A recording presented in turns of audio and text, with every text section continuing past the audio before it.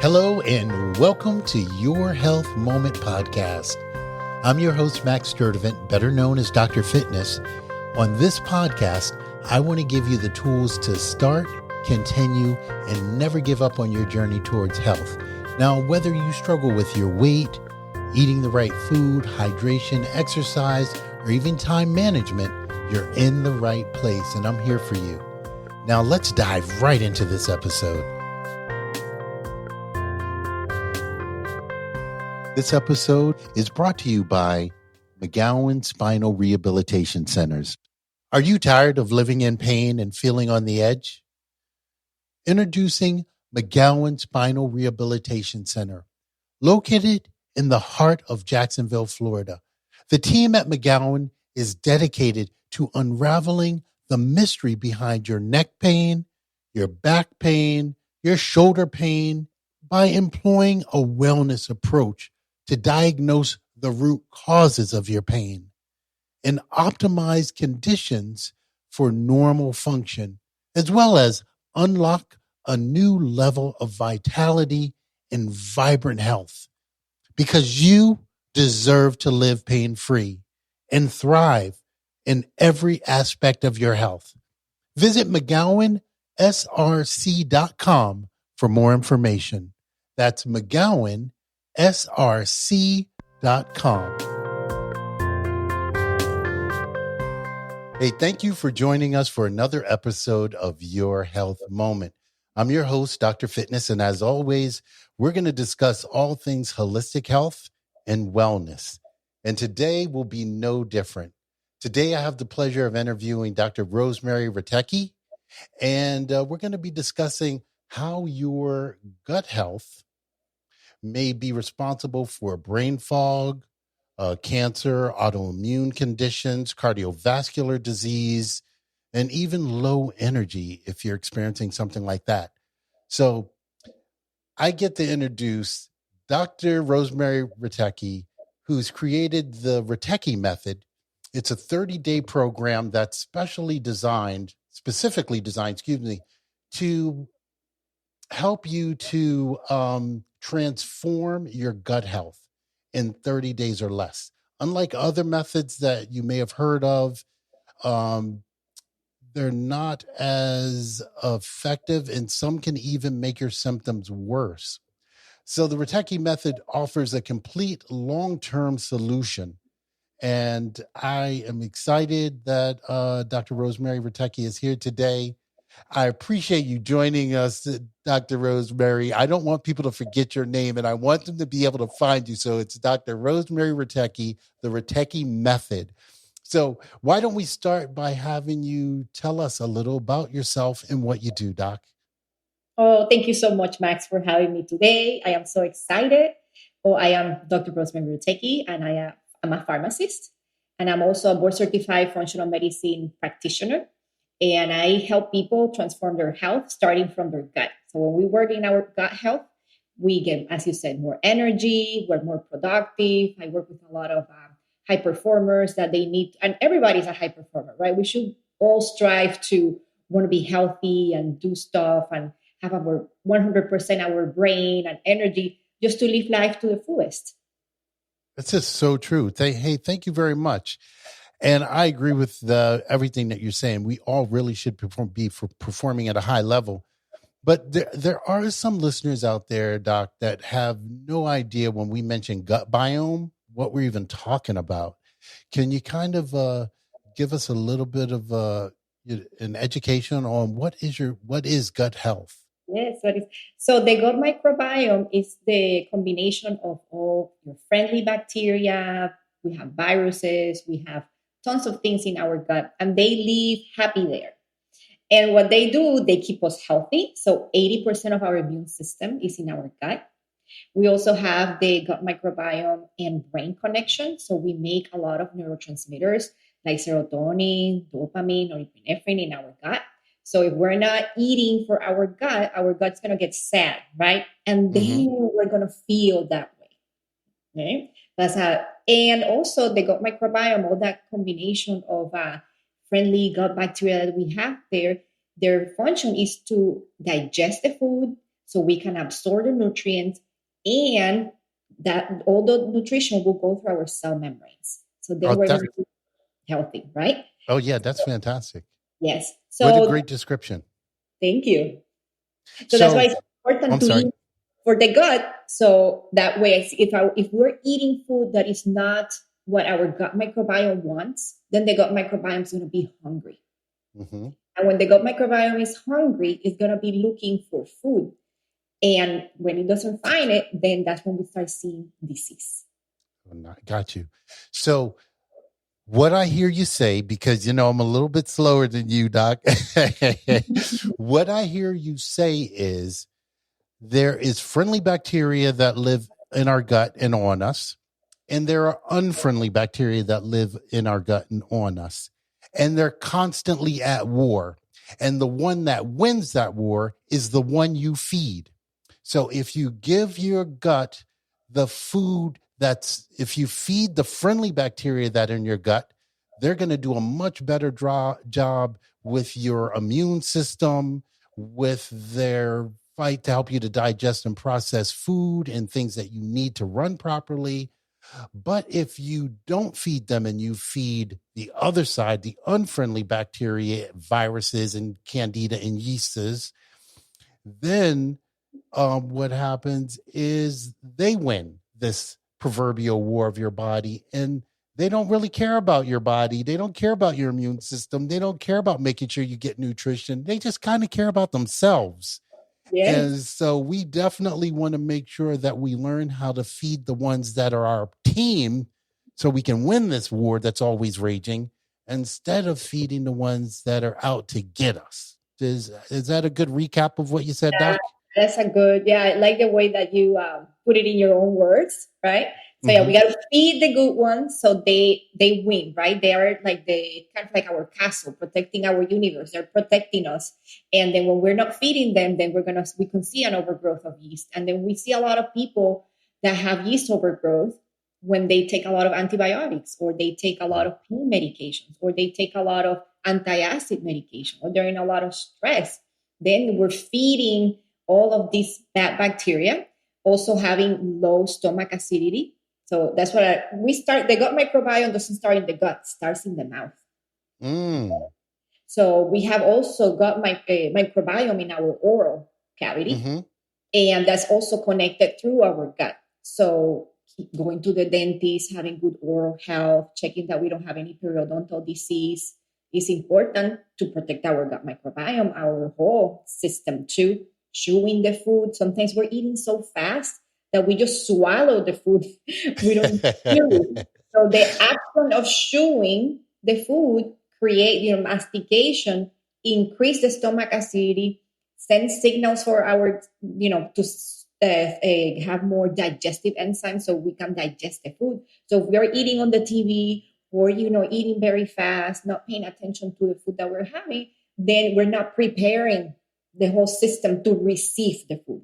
Oh, that's that's another really great point. Yes. So that chewing process, is vital. Vital. And then there's another process that happens in our gut that is called the migrating motor complex. And that migrating motor complex is kind of like a sweeping system, kind of like the lady that is cleaning. So after we eat, we need about 3 hours to let that system start cleaning, and then digesting and moving the food towards the colon so we can excrete it. If we're constantly eating and snacking, right, and not giving our body that break in between meals, like at least 3 hours in between, we're stopping the migrating motor complex to receive more food. And that creates a lot of gut issues too. Okay? So that's a good one too, right? So we want to start with the mouth, our oral health. We eat, we ensure that we have good stomach acidity to digest the food. Stomach acidity protects us from all this overgrowth, also from parasites, from H. pylori. If we have a change in our gut acidity, it's kind of like that police officer is not there anymore. And then the door is open, right? Because then the stomach is going to let everything go inside our intestines. I love it. So there's so many, we could always break this down. And I think I love the way the doc is really handling this. She's starting at the mouth, where all the things that are so important to get done with your mouth. So if you have dental issues, if you have, if you tend to eat really quickly, um, I think, reaching out and learning more about the Rutecki method is something you really should do. So just those two things, if you're wondering if your dental health is the right dental health for you, how can you tell that? That would be probably a really good reason that you should reach out to Dr. Rosemarie Rutecki and learn more about step one, even, because Yes. there are various steps that you'll need to really understand. But hey, starting at the beginning is always a good place to start, from the things that you're just putting into your mouth and how you're managing them. So if you're not sure if the food that you're eating is helpful to your gut, it's a great reason to reach out and give more. I wish I had all day to talk to Dr. Rutecki, but she's very, very busy, but she's going to have time for you. And all you need to do is reach out, go to the show notes, check out the offerings that Dr. Rutecki has. And I think you're going to be really appreciative that you took the time to listen to this. So we're going to continue on with Dr. Rutecki. And mind you, if you're just turning or you just started to listen to us, I'm speaking with Dr. Rosemarie Rutecki, who's created her Rutecki Method. Now, what inspired you, Doc, to create the Rutecki Method? What can you tell me about that? Well, the Rutecki method is the combination of all the years that I have been working in functional medicine, and I have been in the healthcare system for 21 years. And I always see that for a lot of people, it's a struggle to start, right? And then we always have to start from the beginning and learning the basics in order to improve our health. And we can make functional medicine more affordable, because right now it's not covered by insurance. And not everybody can afford it. So I decided to create an online course that people can just plug in from their computers, their phones, and start learning, right, the foundational work to improve our health. Because we don't need a lot of expensive stuff to be healthy. We have to start with the foundational work. I even have people that come to me with taking peptides or doing very expensive things or hormone replacement therapy, and they haven't done the foundational work. That's why they still don't feel good, even though they're spending thousands of dollars biohacking with a lot of equipment. Tons of supplements are very expensive. But if you don't work on the nutrition, feeding the gut microbiome what it needs, and doing the foundational work first, doesn't matter what you do. If you don't, the foundation of the home is the most important thing. Your cell membranes, your gut microbiome, feeding the gut. The gut is happy, then everything is going to work. And you're going to notice that it's going to be easier to work in other systems, like, for example, your hormones, right? Detoxification, once your gut microbiome it's solid. So, Doc, what are some of the signs that your gut microbiome is not really working the way it's supposed to, that maybe you need to really tighten up and change a few things? Is there some signs like, hey, what will I notice? Great question, Matt. So one of the first ones will be, of course, having digestive issues, gas, bloating, constipation, diarrhea. Okay. Some people tell me, I go to the bathroom every 2-3 days. And I'm like, oh my God, that's terrible. We should go to the bathroom every single day. A good bowel movement, that you feel complete. That means that our system is working. We detoxify when we go to the bathroom, right? And if we're not going to the bathroom, that creates a backlog of toxins, excess estrogen for females that can turn into issues with their menstrual cycle, PMS, a lot of bleeding when we have a lot of estrogen.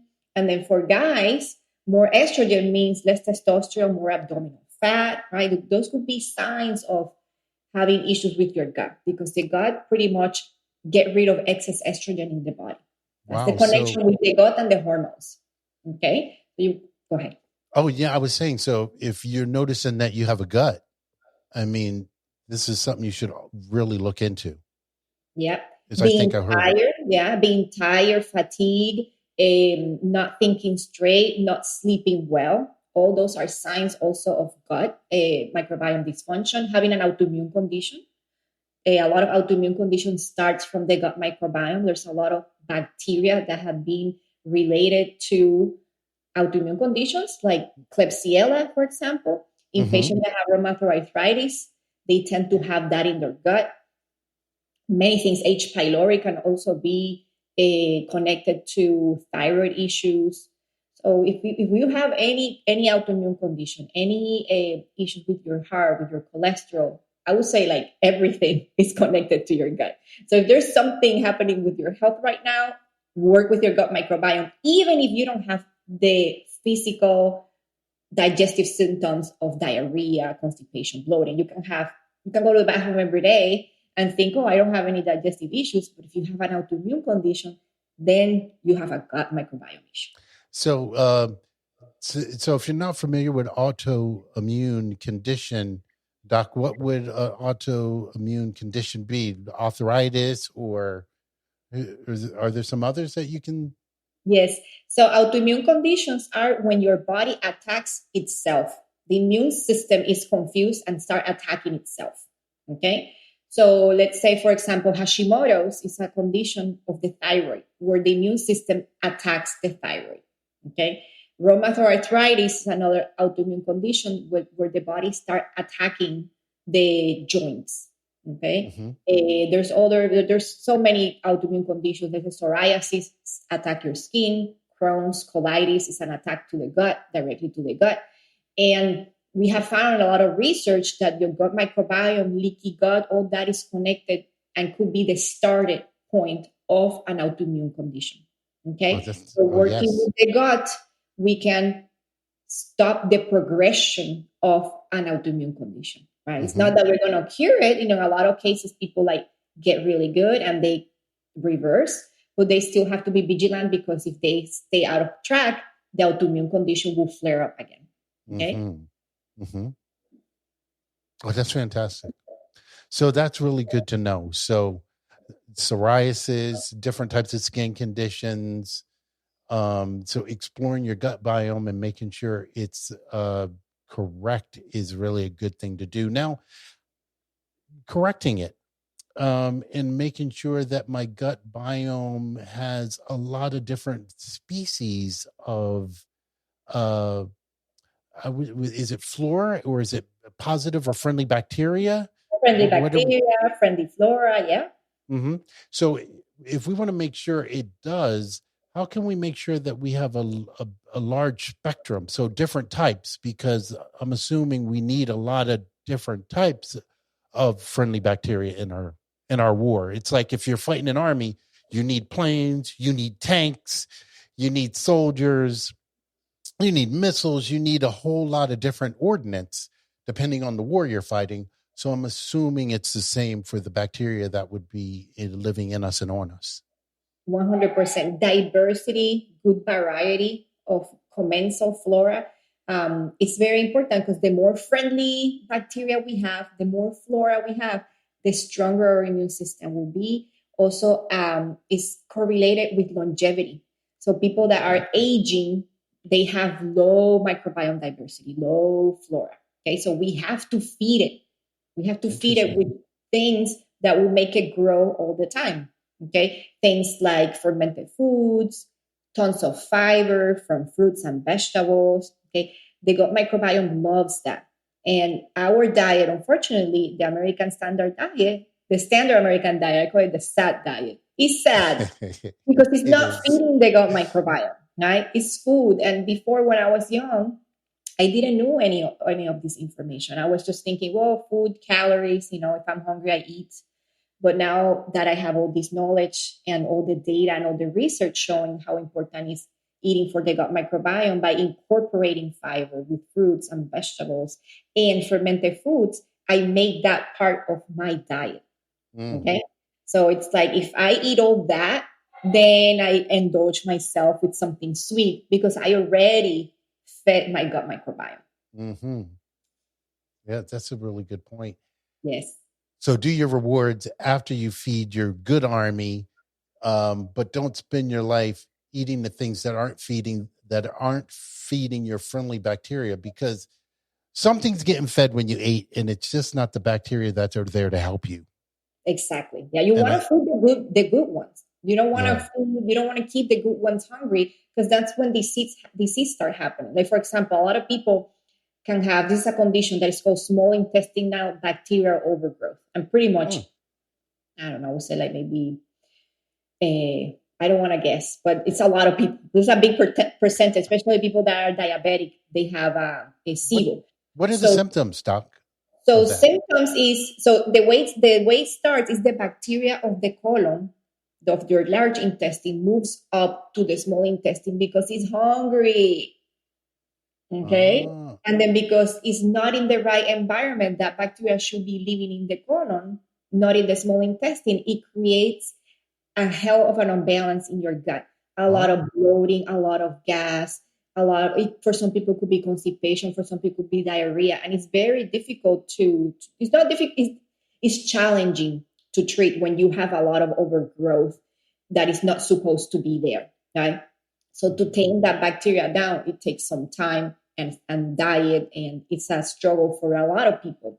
So that's what we have to think in terms of, like, if we feed our gut microbiome with the stuff that the gut microbiome needs, then you're not going to have to worry about these issues, okay? Of potentially having your gut microbiome so hungry and starving that it's going to move up to look for food.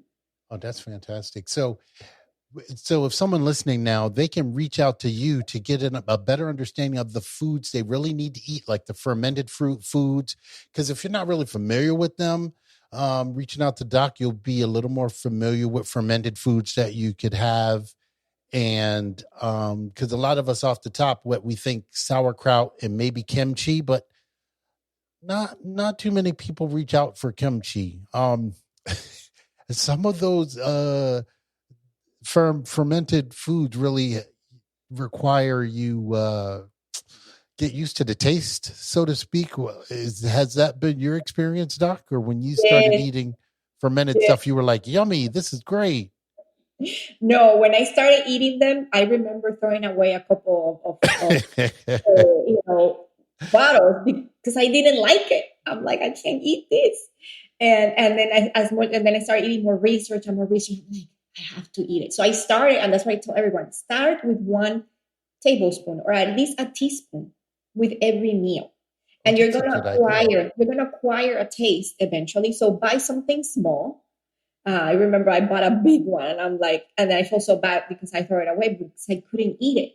So buy something small, add a tablespoon or a teaspoon with every meal, and you're gonna find that you're gonna like it. Now I love it.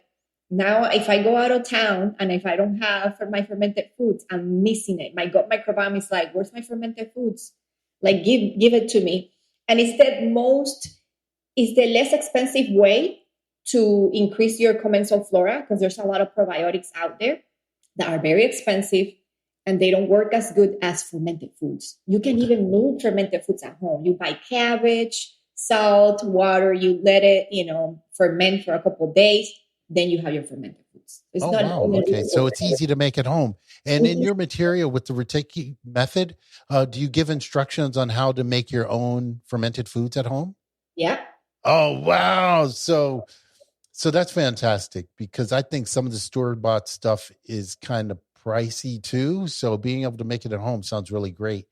And what I find, I do eat some fermented foods and I tend to mix them with other things. Like I'll put it with rice or put it with other vegetables and the taste kind of blends in. Yeah. I And do the it, same thing. I like to mix it up with my meat and my veggies. It's just like yeah, candy, and it's so good. then I can do it better when I mix it. um, thank you for that. So definitely being able to make my own would be a much better experience. So you can determine what's in it too, because I get nervous about buying processed foods of any kind because I'm not exactly sure all the time what's in it and how it's going to impact my gut. So being able to, you know, make that kind of thing yourself does sound like a really good plan. Yes. I like making my own food too. There's nothing better than eating from home. You spend less money, you feel great, and it's just good for you. I was also wondering because This is such a great topic, talking about the gut biome and how it's connected to so many facets of our health. And most of us really just don't have a clue because unfortunately, most of us don't have access, it seems, to functional medicine. We tend to have more access to traditional medicine sources. And so if we're not feeling bad, I mean, there's a place, of course, I think, for all medicine. So I'm not Of course. discounting traditional medicine, but um, sometimes I think we go there first and don't realize that, they treat symptoms more than they really go to the root causes of problems like functional medicine does. So, Doc, what are your thoughts and what do you recommend for people? Because now, hey, if I have something going on with my gut, I think, uh, should I go to a functional medicine doctor or do I go to my GI guy from the start, From the start. or both? Yeah, well, yeah, it depends because if you're, let's say that you have some rectal bleeding or you're, having some other big issues, a history of colon cancer in your family, of course, you want to be proactive and go to gastroenterologist to check because, you want to know that and be sure that everything is right and there's nothing there to worry about. And if you go and they check you, which is most the cases, right? Then you go to the gastroenterologist, and most of my clients that work one-on-one with me, they have visited so many specialists. And I like that, right? Because then I feel that, okay, so we cover all the bases. Now let's just work on the things that it's my work, right? Nutrition, lifestyle, feeding your gut microbiome. And feeding your gut microbiome with the right things can also help you prevent colon cancer because a hungry gut microbiome that doesn't have the, butyrate's your fuel that it gives, it's the fuel for your colonocytes, or what lives in the colon, right? And that's formed by fermenting the food. So fermented foods have a lot of butyrate, fiber, your gut digests it and creates a lot of butyrate. All those things prevent colon cancer. Okay. So being proactive, working on your gut, eating the right things, and also getting tested. It's a test that checks your stool microbiome. And so I can see what's in there. Do you need more commensal? Do we need to work on your commensal flora? Do you have an overgrowth that we need to work on? Do you have parasites? You don't have enough digestive enzymes. Are you absorbing fat or not? All those issues we look in a test so we can see what's happening in your gut. But definitely a combination of traditional medicine and functional medicine should be the way to go, right? Always be sure that you get tested, that they check you. And if they say, oh, you're totally fine, then come to. And then I work with people. I always tell them, continue with your primary care doctor. You're not going to leave your primary care doctor. You're going to go for your physicals. And then what I guarantee people is like, if you do their work, you will only need to go to the doctor for physicals a year because you're going to be healthy. And that's when you work on the foundation. That's brilliant because there is a place in that balance, I guess, of both is really an art. But it's just so necessary because I can't see one without the other at this point in my life. I'm the same way. I am. When I was in my 30s, say like 10 years ago, I was suffering with a lot of digestive issues, a lot of fatigue, a lot of brain fog. I couldn't sleep. I was having hot flashes. I was pretty much feeling menopause on my 30s. And I'm seeing that a lot with younger people. And I went to the doctor and they're like, well, you're fine. There's nothing with you. I'm like, there's something with me. I feel terrible.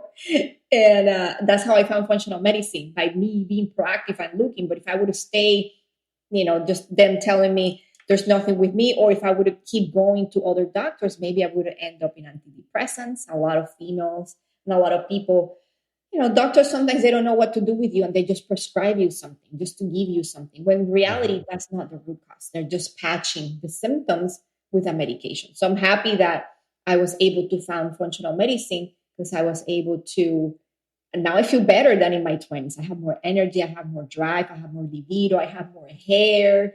My skin looks good.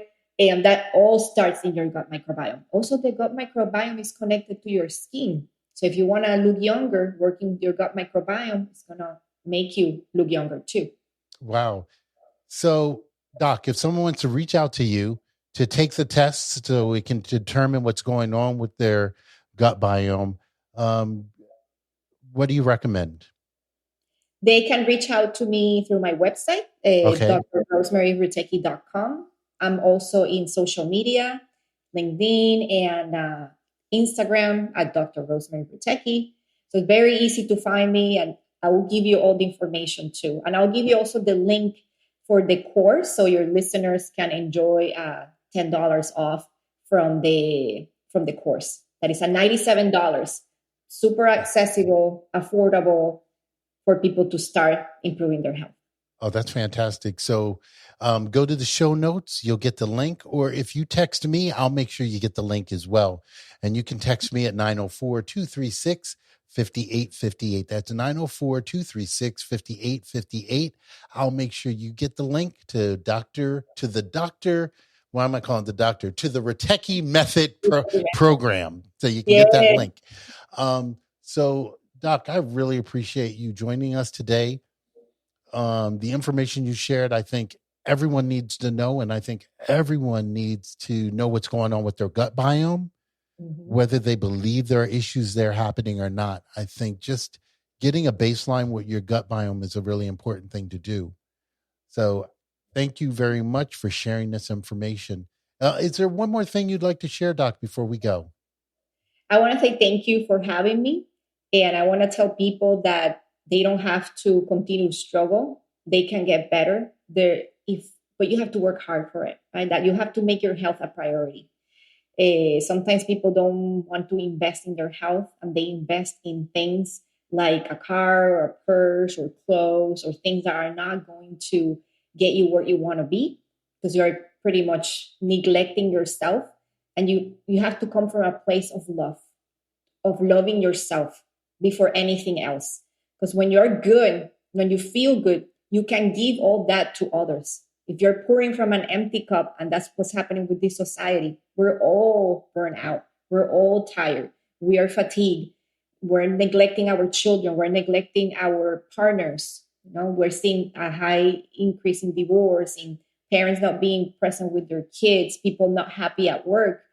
And the only person that can give you happiness is yourself. So you have to start by loving yourself first, investing in your health.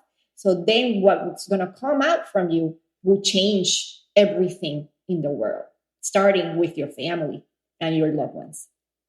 Wow. Dr. Rosemarie Rutecki, thank you very much for joining us today. And thank you, listeners, for tuning in for another episode of Your Health Moment. I'm your host, Dr. Fitness,